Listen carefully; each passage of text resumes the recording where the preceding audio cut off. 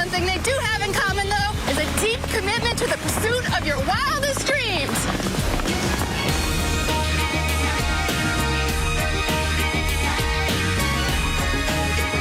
Uruguay and Paraguay are two of South America's least known countries and are situated in the southern central region of the continent. My journey begins in Uruguay's capital, Montevideo. I then travel the coastline to the alternative beach community of Cabo Polonio before heading north into Gaucho country around Tacuarembó. Then it's off to the heart of the continent and Paraguay. Starting in the capital, Asunción, I move south to visit the Jesuit ruins of Trinidad before heading north to end my journey in the jungles of the Ambaracaju Nature Reserve.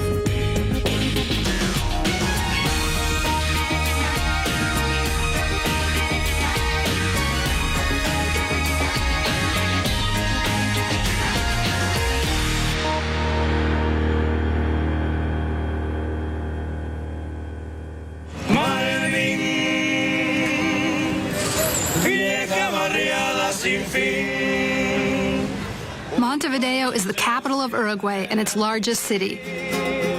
With one of the finest natural harbors in the region, a permanent settlement was established here by the Spanish in 1724. Over time, it became a prosperous commercial center for shipping.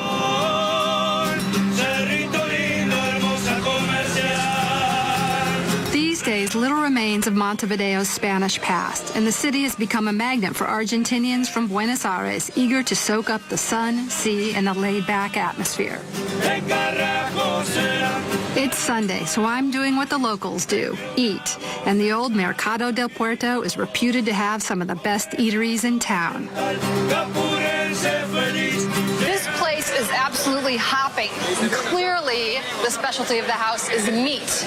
I guess you just belly up and try to get something going on. Hola. ¿Qué tal? Hola. ¿Qué tal? ¿Qué es típica? ¿Estoy en brasero? Yeah. Oh, that's a little much. Anything smaller?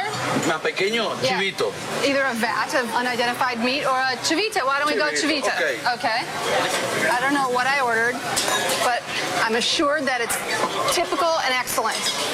Check out all that meat. I mean, there's an entire barnyard on that grill. Chivito. Oh, my goodness. Right here. It's a heart attack on a plate. Okay, there appears to be ham, cheese, beef, a few eggs, and a couple of symbolic vegetables.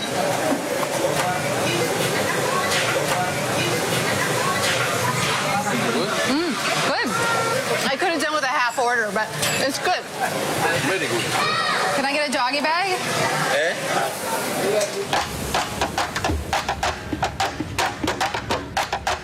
Life at Montevideo centers on its beaches and a 15-mile waterfront promenade called the Rambla. But even here, the atmosphere is very relaxed, except in February and March, when the whole city springs to life for Carnival season.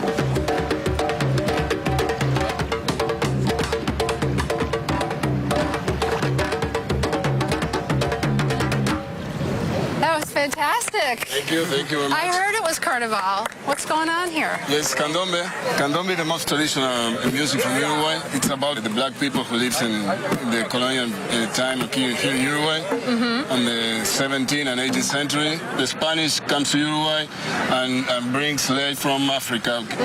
So we learn from black people. You're Yes. honoring this particular African history. Yes, okay. I want to see you dancing now. Getting a dancing lesson.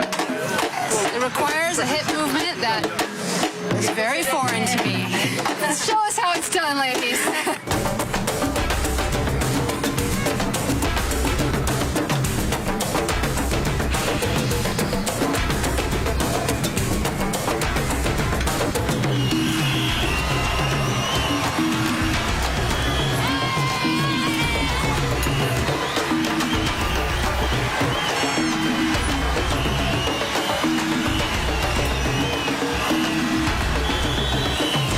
Candombe is a vital part of Uruguayan Carnival and features in one of the biggest street parades of the season, the Llamadas.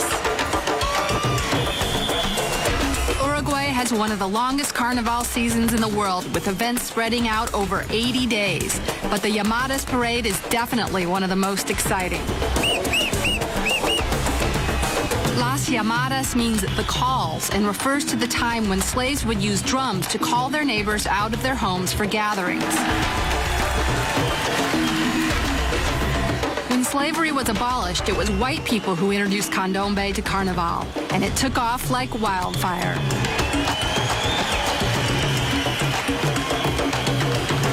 These days, some 50 candombe drumming clubs compete in the Llamadas every year, each one hoping to win public hearts and take home first prize.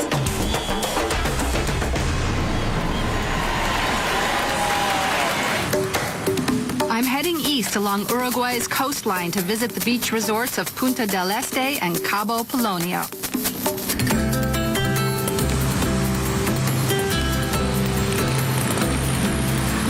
Travel options in Uruguay are limited.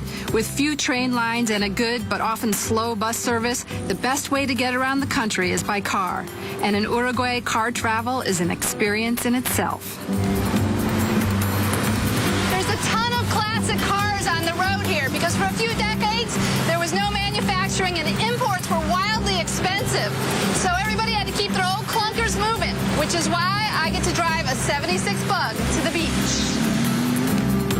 With its long stretches of golden sand, the coastline east of Montevideo is known as the South American Riviera and has been attracting the rich and famous for decades.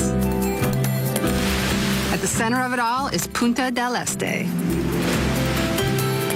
Once a traditional fishing village, Punta del Este's 20 miles of pristine beaches caught the eye of developers back in the 1940s, who then transformed it into one of the most exclusive resorts in South America. These days, the city may have lost some of its allure, especially if you visit during the rainy season. But its reputation and giant hand-in-the-sand sculpture attract tourists all year round.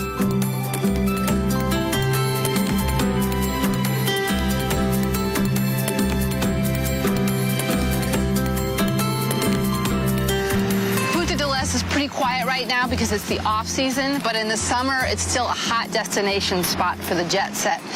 The nature of the glitz has changed a little bit though, what with all these high rises. And in fact, Donald Trump sunk $60 million into this place recently, so that kind of says it all.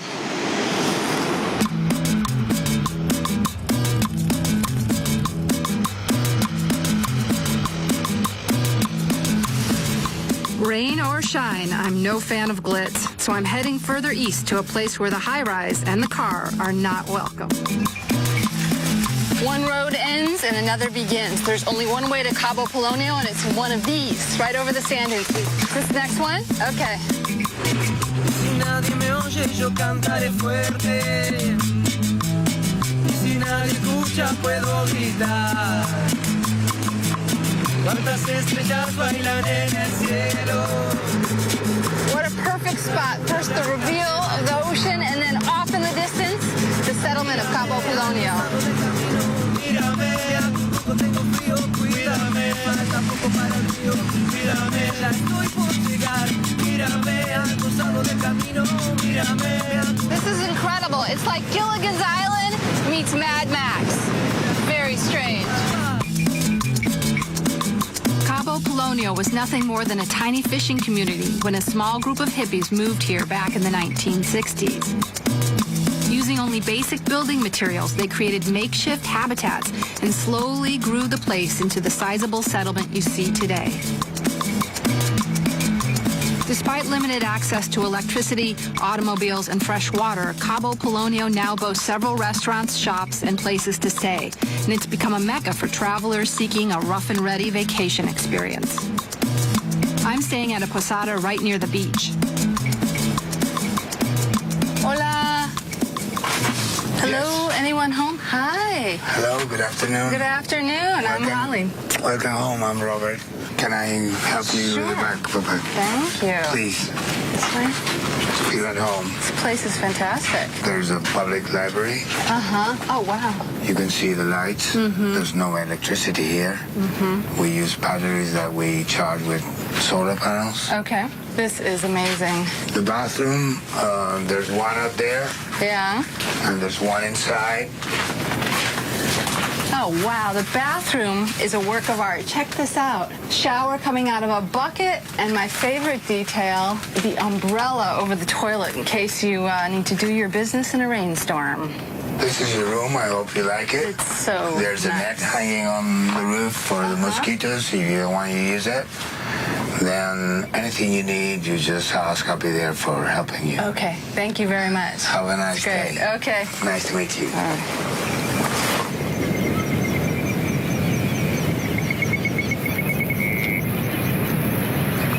No electricity, no internet.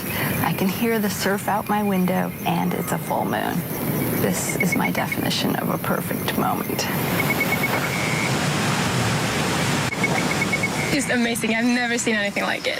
Everybody told us that it's like the place you have to go to, and it's after being there, I would really say the same. Like, it's kind of mysterious. There's not much to do. I mean, there is the beach, and there's some bars where you can go to, and the people, I don't know, the food was really good. It's not really a place for activities. It's more about relaxing and enjoying life. Yeah, I think so too.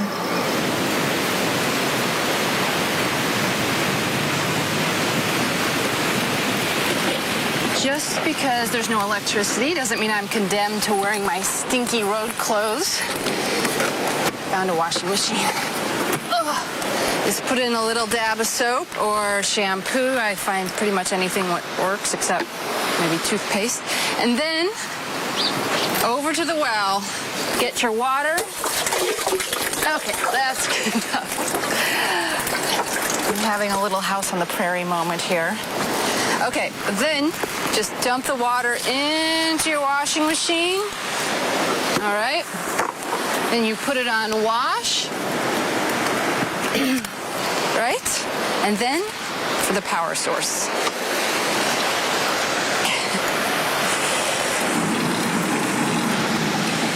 Go through your wash cycle, your rinse cycle, your spin cycle, and all the while, enjoy the view. And you don't even need any quarters.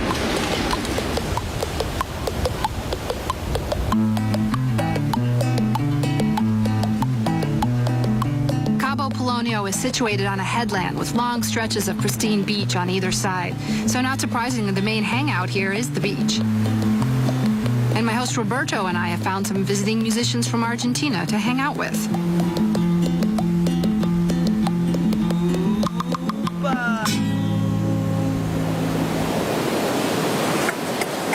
That was great. There is a permanent community here. Yes, it is. What's it like? We squatted the place here in the first place, and it gradually began to grow. In the total, we're about 60 that live all year around. So there's a conscious effort to not embrace the modern world. There is a consciousness of keeping the place as it is. Now, how did you end up here, Robert? I come here since 1989, and then I started a very sad feeling every time I left. A couple of times I even cried a bit, and I started wondering, why shouldn't I live here? And it's been already 10 years I live here. And it's turned out well. Yeah, so far so good. That comes from my heart, really. I found a place in the world for me to stay, and it's Cabo Polonio.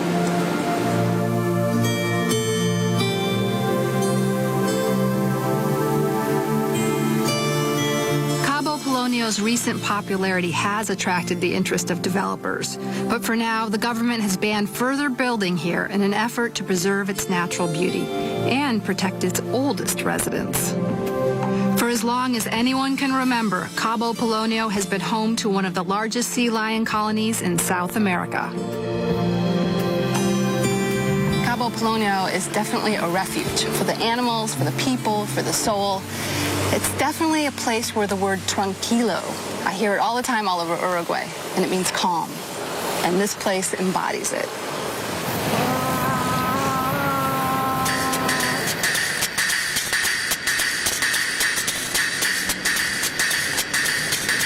I'm traveling northwest to Uruguay's rural heartland and its gaucho center, Tacuarembó. Uruguay has 3 times more cattle than people, and beef and leather goods are some of its most important exports. Ranches known as estancias dot the countryside, and many are happy to take in visitors as long as they're willing to pitch in. I'm staying at the Estancia Panagia, about an hour's drive from Tacuarembó.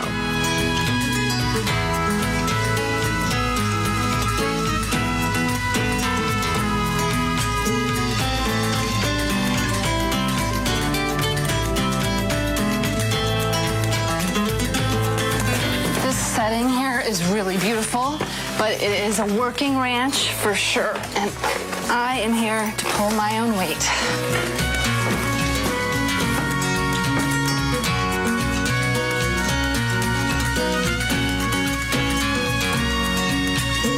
Today is ranch day, and Juan, who's a 4th-generation gaucho, is going to show me the ropes. Hi, Buen día, Juan. buen día. Buen día. Mucho gusto. Mucho gusto.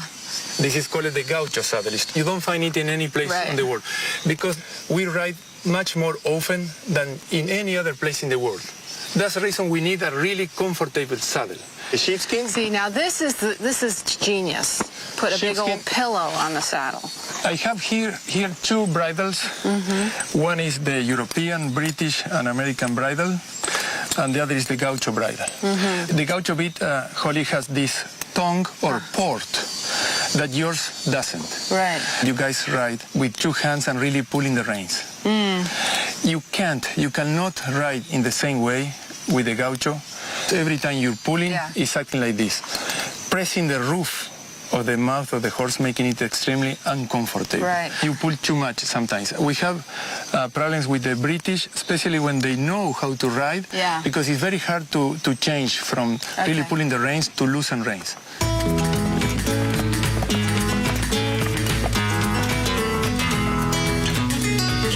First introduced to Uruguay by the Spanish in the 16th century, and shortly thereafter the gaucho was born. We're going to reach the fence, and we keep going along the fence. Okay. The gate is going to be there. Remember to put energy, Holly, that they know we are mastering them. Initially hired to round up escaped cattle and horses that roamed the open plains, the gaucho adopted a semi-nomadic lifestyle, moving from estancia to estancia. Chica.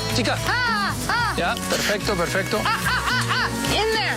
Juan's not just a gaucho. He also works as a vet for the area.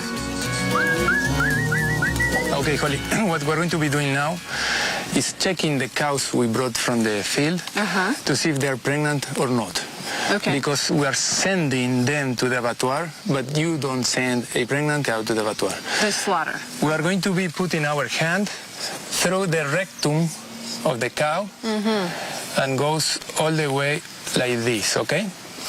Your hand is going to be coming like this. Not the vagina. Not the vagina, because you'll be infecting the whole system. Right. You are going to be touching the uterus, that the small calf is going to be here. Huh? The You're calf actually going to feel the calf. you're going to feel the calf. None of those like little sticks you can just get them to pee on. It must hurt her. It doesn't hurt at all.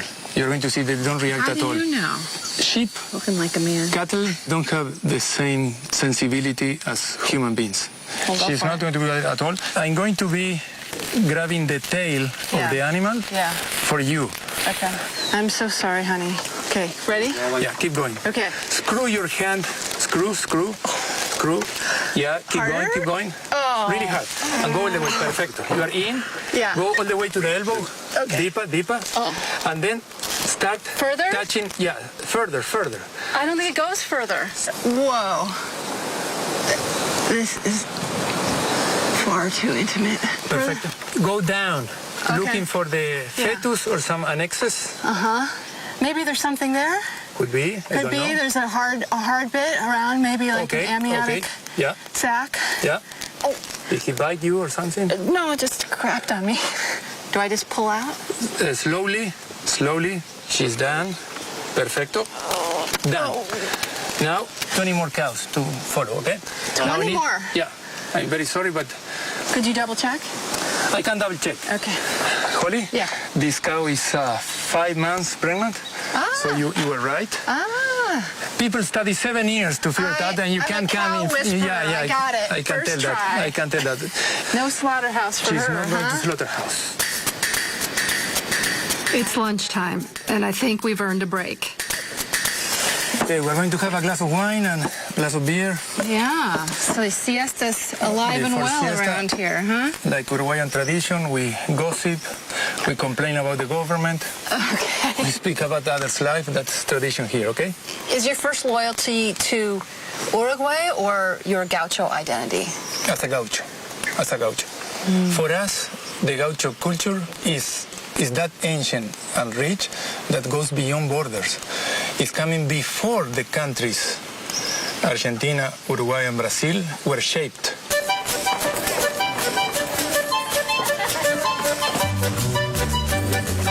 The gaucho tradition is alive and well across South America, but once a year, Uruguay takes the spotlight with what's said to be the biggest gaucho festival in the world.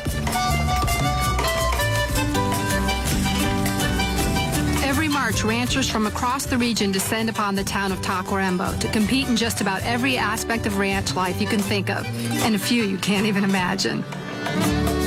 It's all about authenticity here. These gauchos have been here for weeks building these dwellings. They're made out of straw, bricks, grass, wood, whatever the authentic materials were that they were making them with 100, 150 years ago.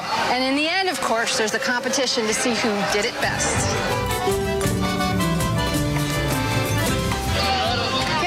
Esto es cogote de ñandú. Oh. Una botella forrada. Ooh, it's a bottle. What's in it? Ahora agua. Now it's full of water, but after the sunset, Después vino, whisky o... nice South American wine, maybe? We'll see. Bebida fuerte. Oh, look at those shoes. It's amazing. Everything is made from parts of the cow. Little burlap liner. Oh, let's borrow the hat. What do you think? Does it work? Nice.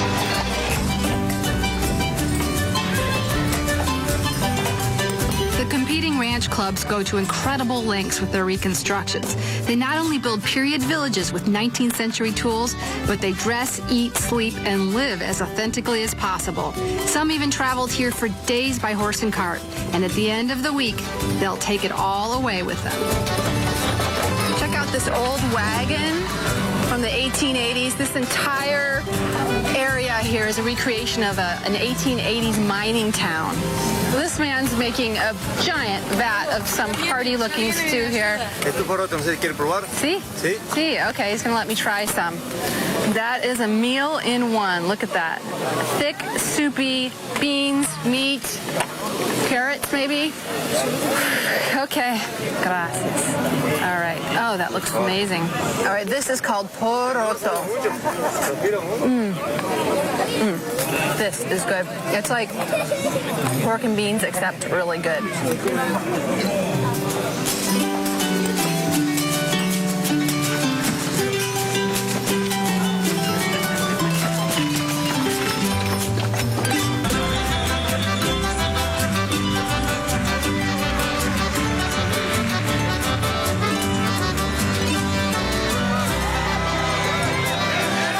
The festival has got to be the rodeo competition. This is where the region's most accomplished gauchos get a chance to show off their skills in a series of punishing contests. I'm watching one of the toughest, bronco busting, which by the looks of it could be called gaucho busting.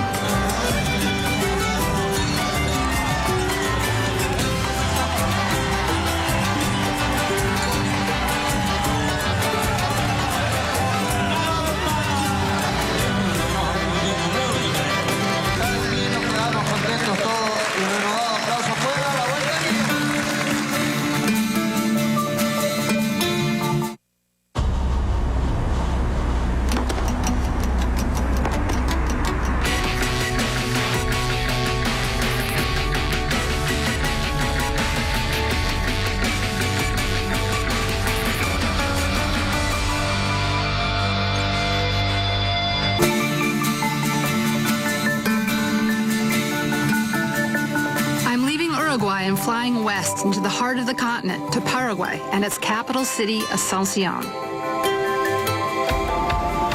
Paraguay was once the domain of nomadic indigenous tribes before the Spanish colonized it in the early 16th century. These days, it's one of the least visited countries in South America. Situated on the Paraguay River, Asunción is the country's largest city and was founded in 1537 by the Spanish explorer Juan de Salazar de Espinosa. It may be one of the oldest colonial settlements in South America, but little remains of Asunción's colonial past. It has, however, developed its own distinct culture, and the best place to sample it is at the hottest lunch spot in town, the Lido Bar. Jammed here. I guess the idea is just belly up and then order up. You can find a seat. Let's see. Is this free? Can I sit here? Hey, it's got my name on it, huh? Gracias. I hear the fish soup is the thing to get here. Fish soup, that one. Okay. This one is sopa paraguaya. That's called soup? Yes, it's like a cake, but it's called soup. I might have to go for the more traditional soup. Yes. What's that? It's meat. What animal? Cow. Cow. Yes. Cow shaped like a... Yes, it's like a... I mean, like a hot dog or something. Una sopa, por favor. De pescado. Yeah, the pescado. House specialty. Despite being landlocked, Paraguay is surrounded by rivers, so most of the fish eaten here is freshwater. And the Lido soup, made with a catfish called surubí, is the local favorite. Muchas gracias. Fish soup.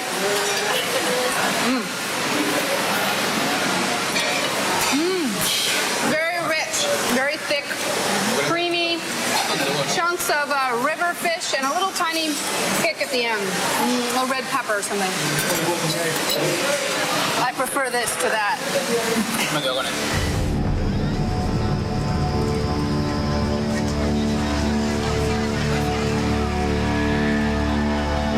Paraguayans are very proud of the fact that they gained independence from Spain without a drop of blood being spilt. But unfortunately, that pacifist spirit has not always prevailed.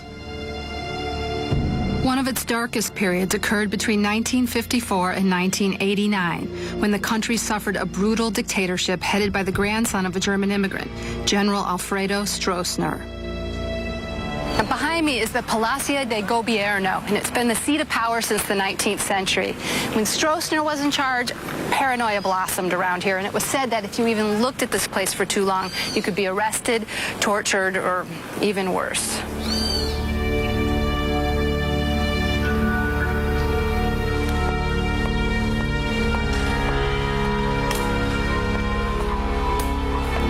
With the support of the United States government, Stroessner established a repressive regime aimed at hunting down and eliminating alleged communists and subversives. In reality, it was a front that enabled him to kill, maim, and exile his opponents through the systematic use of torture. The Stroessner regime may be long gone, but memories of it are preserved here in the Museo de las Memorias, created on the very site of one of the country's most notorious government buildings. During the Stroessner era, this was called Asuntos Técnicos, which means the Technical Affairs Department, which is actually a euphemism for torture. It would happen here under the tutelage of the United States, actually. And here are some of the implements. This is an electric shock machine that was used on people's genitals. Over here is a syringe. People were injected with something like a truth serum when they were being interrogated. I don't know the name for this, but it's a diabolical kind of ball with nails sticking out of it that they were beaten on their backs with.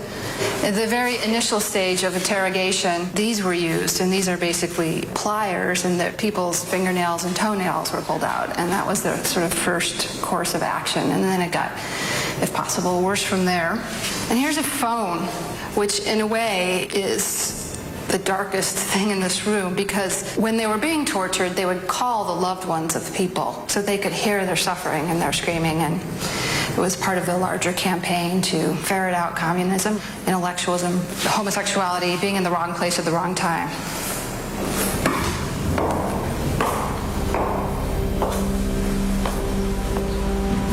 Dr. Martín Almada was a school teacher during the Stroessner era and deemed a subversive for possessing leftist literature and trying to negotiate better pay and working conditions.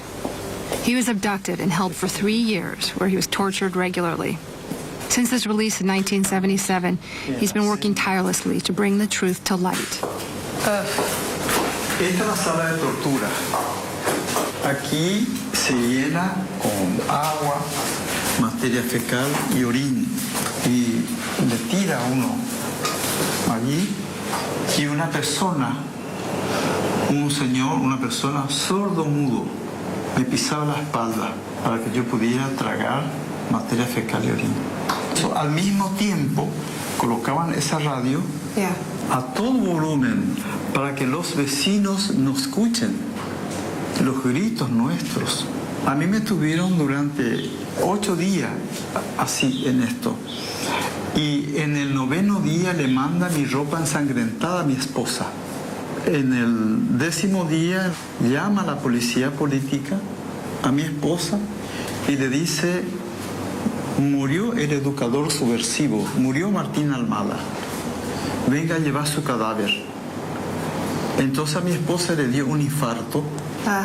Ella murió de dolor. She had a heart attack. Yeah. How did you endure this? Because here you are standing and you survived it. Yo no me considero víctima. Yo estuve 1000 días. Pero había gente que está 20 años, 25 años, en condiciones infrahumanas. En Paraguay se tortura a cara descubierta. Yo conocía a mis torturadores, pero no sabíamos sus nombres. Have you ever seen any of these men again? Sí, me he encontrado varias veces. Yo le dije a mi torturador, a mi ex torturador: usted me hizo torturar allí, esto se llama tina.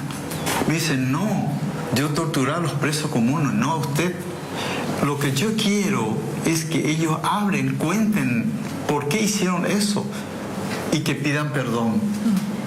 Entonces yo estaba convencido de que mi misión era, cuando salga de la cárcel, defender los derechos humanos. No solamente en Paraguay, nunca más tortura en Paraguay y en América Latina. Eso era mi convicción, mi lucha. I'm heading east to the lakeside resorts of Aregua and San Bernardino before moving south to the ruins of the 18th century mission of Trinidad. Traveling through Paraguay can be challenging. With few trains to speak of, unless you have a car, buses are the only way to get around. And if you're lucky, entertainment is provided on board.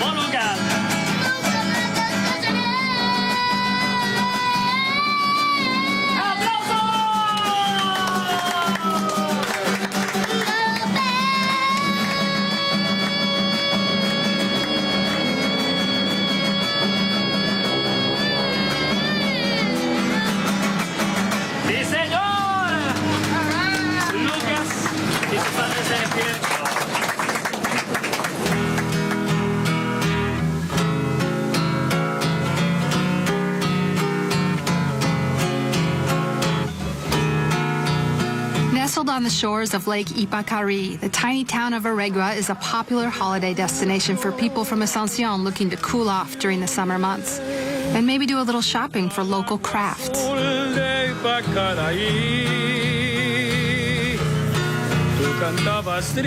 I'm not stopping here. I'm taking a boat across the lake, storm or not.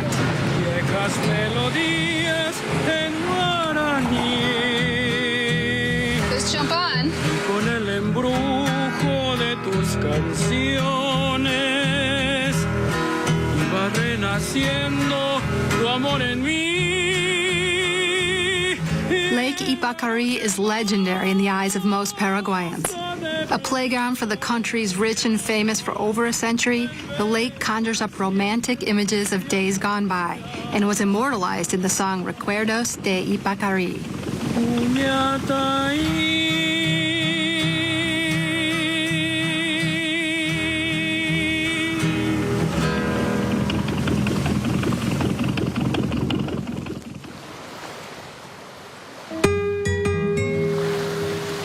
Lake Ipacari first became fashionable back in the late 1800s when German immigrants established the town of San Bernardino, formerly known as New Bavaria.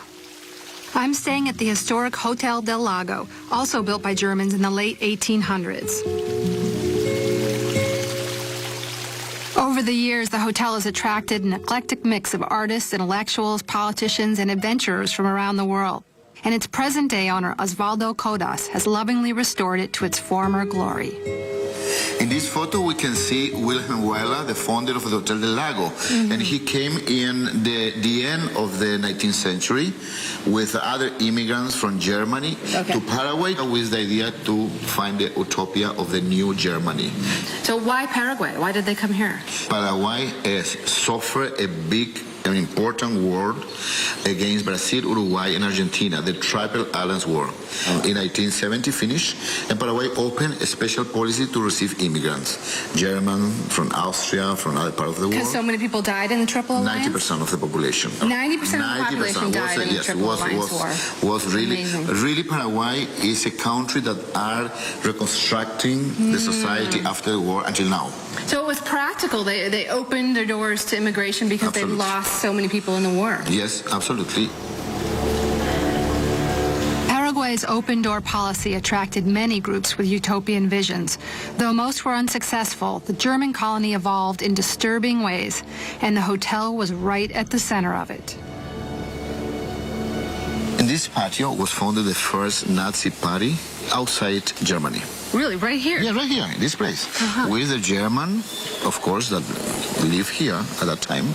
And many of the families that stay here send the young ones to Europe and also participate in the war. Paraguay's Nazi movement was rooted in the original German colony and the ideas of its founders, Bernard Forster and his wife, Elizabeth Nietzsche, both promoters of Aryan supremacy.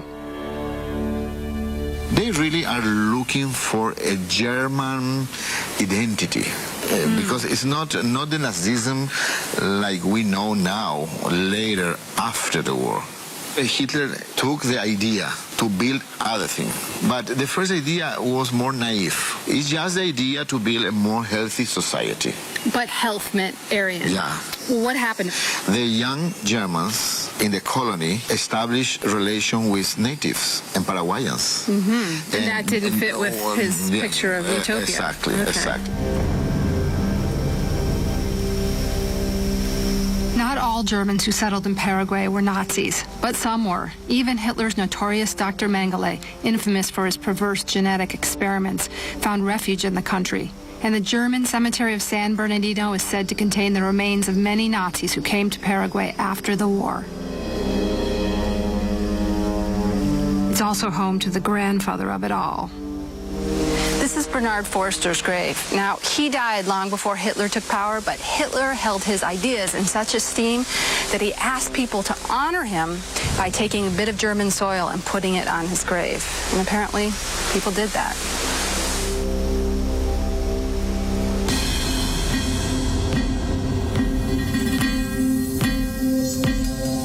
For the final leg of my journey, I'm heading north some 200 miles to the jungles of the Embaracaju Nature Reserve, hunting ground to the indigenous Ache people.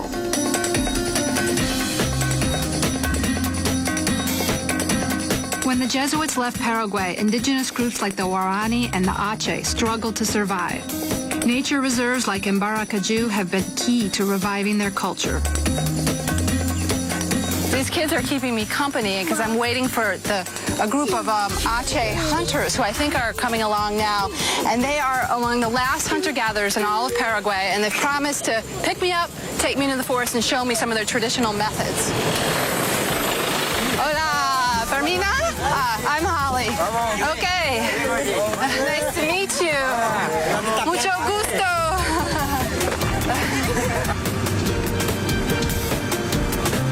The The Ache are actually related to the Guarani and among the few surviving indigenous groups left in Paraguay. Traditionally forest-dwelling hunter-gatherers, they have in the past been cannibalistic. These days, the Ache live outside the nature reserve, but in an effort to preserve their culture, the government allows them to enter it to hunt in the traditional way.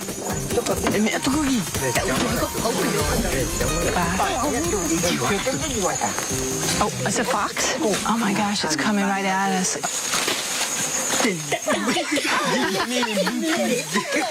Run, run! The fox just kind of looked at him and went, what?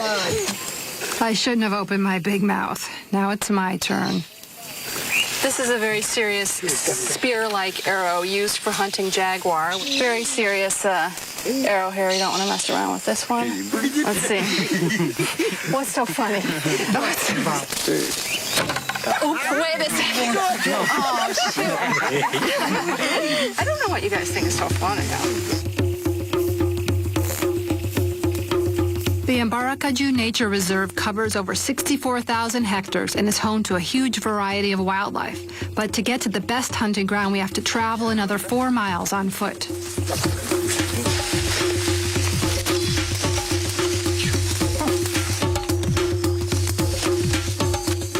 We've run across a patch of biting ants, so everybody's hitting their legs trying to get them off, and of course people are barefoot are coming up with a little jig.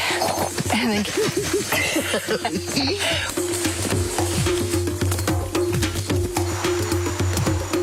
the Ache are experts at living off the jungle. They can find food just about everywhere. And I get to try one of their favorite delicacies. Ugh, lucky me.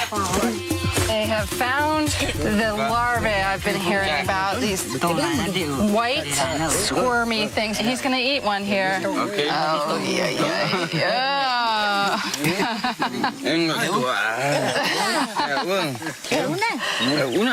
All right, this is some nasty, squirmy larvae that came out of a tree. So, but, you know, when in Rome, down the gullet. Oh,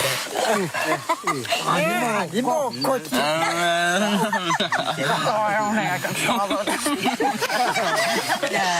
Yes! I just might have redeemed myself from that archery disaster. But it's getting late, and so far we've not been lucky with the hunting.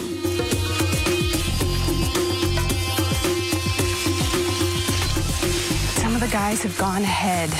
They say that there's a place they know, that they think, that we can find armadillo. There's an armadillo trapped under this network of roots, and they're trying to surround it and flush it out.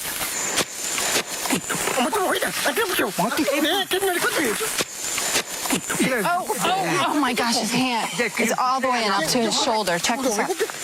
Oh, he's got it. Come on. Oh, I see it. Oh my God. Oh, no.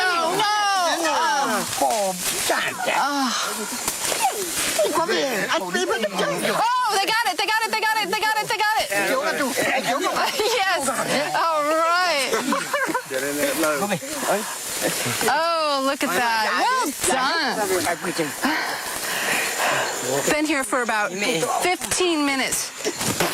Digging out the roots under this tree, trying to get this armadillo, and there it is, the prize. I tell you, they've got a good sense of humor when they're out hunting. Armadillo are prevalent in Paraguay and a staple of the Ache diet, but they're also eaten across Latin America. The tail's coming off. Looks like chicken. So she's going to clear out all these entrails to get to the meat just below them that touches the shell, and apparently that is the best part. Every bit of the armadillo is eaten. The armadillo is related to the anteater and the sloth. Its name means little armored one in Spanish because of its shell. The intestines are being passed around, but I'm going to skip that particular appetizer and go straight for leg, maybe? Okay. Well, I'm trying to get the meat away from the shell. I'm just going to dig right in. Oh. That was graceful. It kind of tastes like really good prime rib. Grade A armadillo. Gracias. Thank you for taking me today.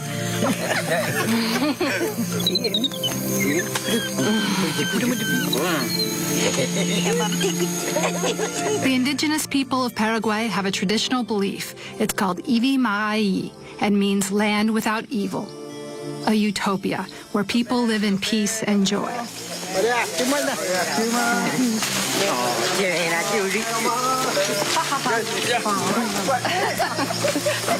Traveling through this part of South America has been fantastic. I mean, there's so many blending cultures and determined individualists. From the rugged gauchos of Uruguay to the Ache people of Paraguay, it's all been pretty great. And I definitely come back.